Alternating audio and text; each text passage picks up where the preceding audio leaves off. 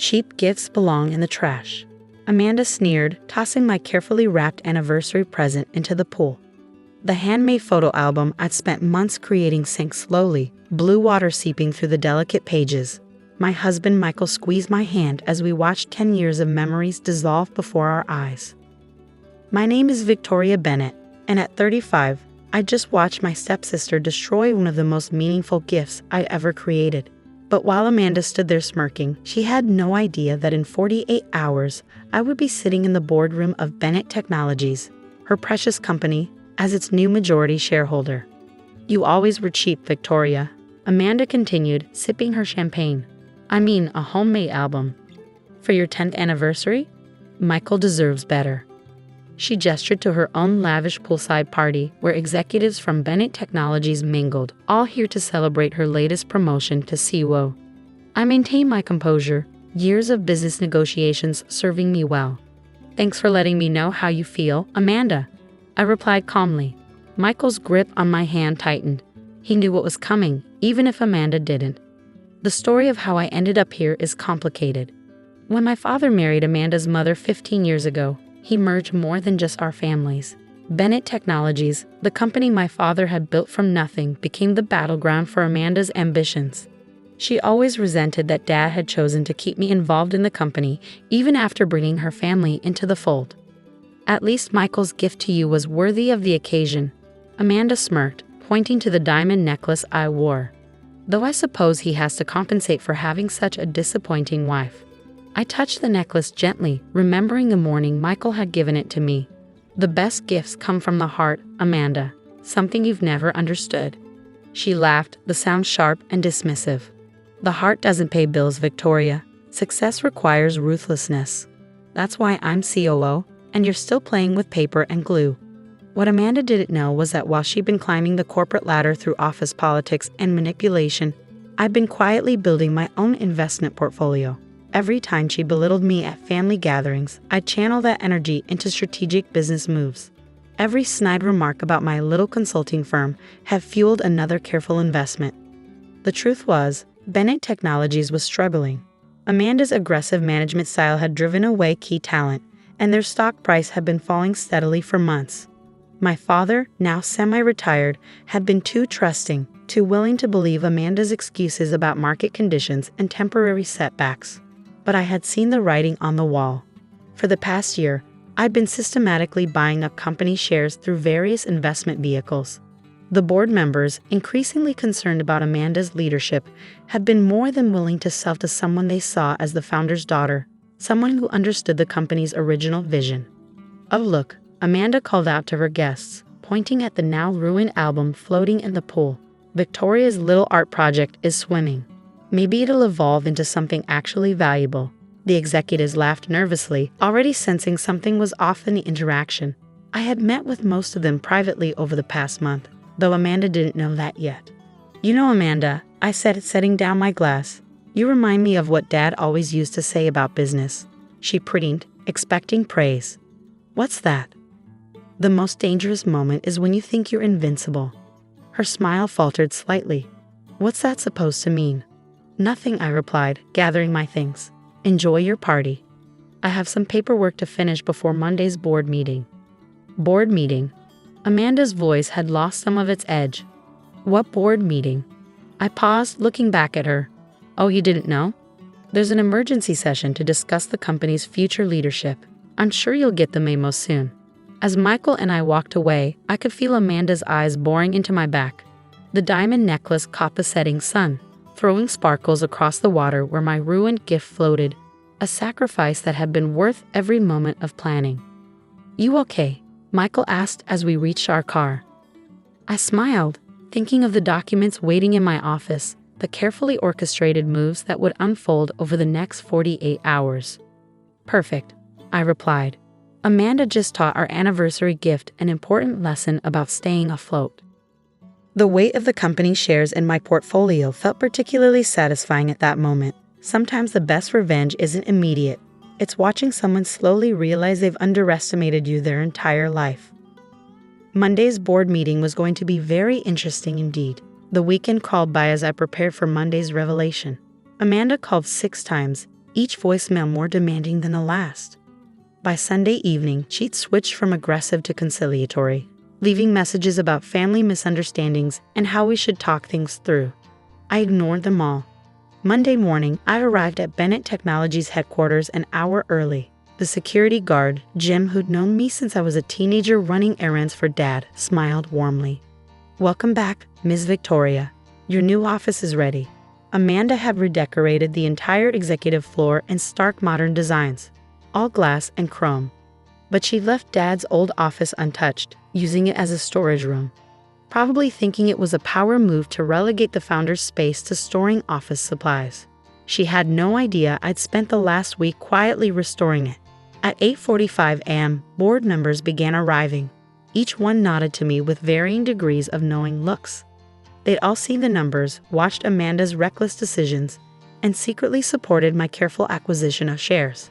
Mr. Peterson, the longest-serving board member, actually winked as he passed.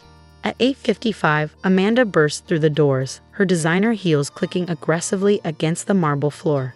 She stopped short when she saw me sitting in Dad's old chair at the head of the boardroom table. "What are you doing in that seat?" she demanded, her face flushing. "That's reserved for C-level executives." I smiled, sliding a folder across the polished table. "Exactly." Before she could respond, the board members filed in, taking their seats. Amanda stood frozen, watching as her usual seat was occupied by Michael, who now represented his own investment firm's significant stake in the company. "Please take a seat, Amanda," I said, gesturing to one of the remaining chairs. "We have a lot to cover." "This is ridiculous," she sputtered, remaining standing. "I'm the COO. I demand to know what's going on." Mr. Peterson cleared his throat. "Ms. Bennett, Victoria, would you like to begin?" I opened my folder, distributing copies of the documents inside.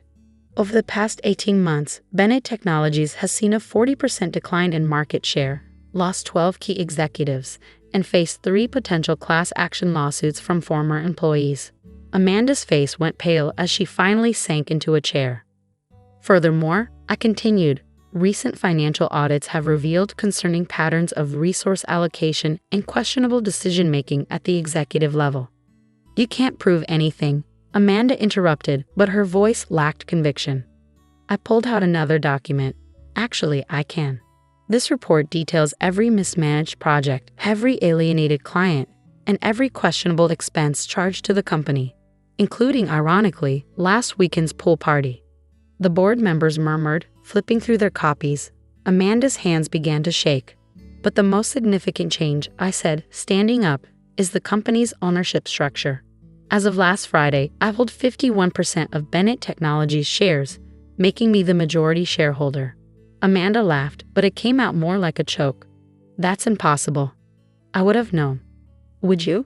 I asked quietly. "You were too busy throwing my anniversary present in the pool to notice what was happening to your company's stock." The room fell silent. Everyone had heard about the pool incident. Apparently, Amanda had bragged about it to several executives, calling it a power move to put me in my place. "The board has already voted," Mr. Peterson announced. "Victoria Bennett is hereby appointed as CEO of Bennett Technologies, effective immediately. Amanda, your services as COO are no longer required." Amanda stood up so quickly her chair toppled backward. "You can't do this. I built this company.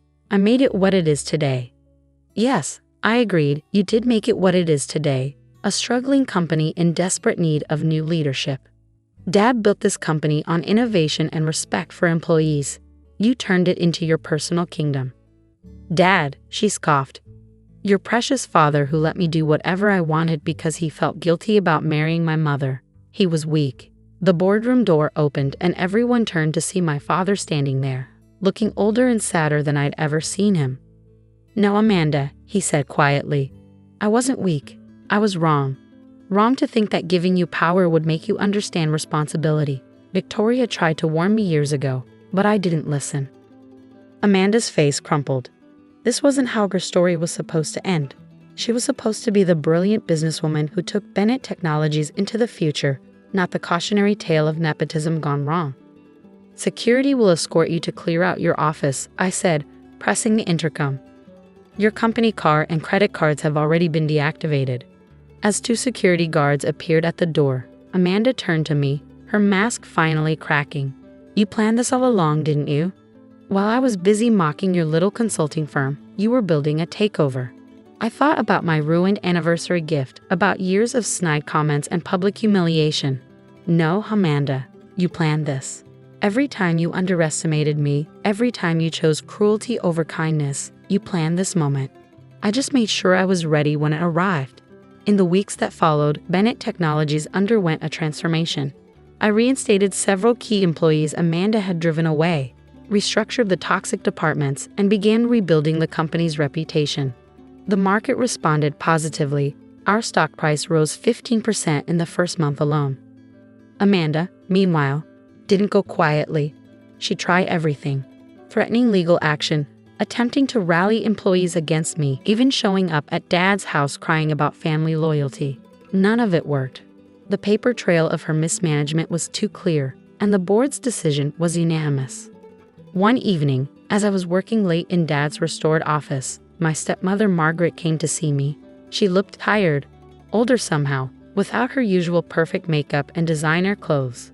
"Amanda's moving to Chicago," she said, settling into the chair across from me. "She's taken a junior position at a startup there." I nodded, continuing to review reports. "I hope it works out for her." "Victoria," Margaret sighed, "I know my daughter can be difficult, but was all this really necessary?" I put down my pen and looked at her directly. "You remember what Amanda said when she threw my anniversary present in the pool? She said cheap gifts belong in the trash. But that album wasn't cheap, it was valuable. It represented 10 years of memories, of love, of moments that mattered. She destroyed it because she could, because she thought power meant never having to respect others' feelings." Margaret looked away, unable to meet my eyes. "The company was the same way," I continued. "She treated it like her personal playground, destroying things because she could, hurting people because she enjoyed it. Someone had to stop her." "And that someone had to be you?" Margaret asked quietly. I smiled, touching the photo on my desk, a new anniversary picture of Michael and me, taken the day after I became CEO. "Yes, because I understood what she never did. True power isn't about destroying things. It's about building them, protecting them, making them better." Margaret stood to leave, then paused at the door. "She kept the pieces, you know, of your album. Had them fish out of the pool after everyone left. They're in a box in her apartment. I think she knew, even then, that she'd gone too far." After she left, I sat in a growing darkness of my office, thinking about choices and consequences. The company was thriving now, employees were happier, and our future looked bright. But success wasn't just about profits and stock prices, it was about creating something meaningful, something that would last. I opened my drawer and pulled out a familiar package, a new anniversary album I'd been working on. This one included photos from the pool party, the board meeting, and my first day as CEO. Michael had insisted we document everything, saying sometimes the best stories include the hard parts too. On the last page, I'd written a quote from Dad's original business plan. "Success isn't measured by what you gain, but by what you give back." Amanda never understood that. She saw the company as something to take from, not something to nurture and grow. As I closed the album, my phone buzzed with a text from Michael. "Dinner tonight to celebrate 1 month of CEO Victoria." I smiled, gathering my things. The office could wait. Some gifts, like time of loved ones, were too precious to waste. After all, I had a company to run, but more importantly, I had a life to live. And this time, no one was going to throw it in the pool.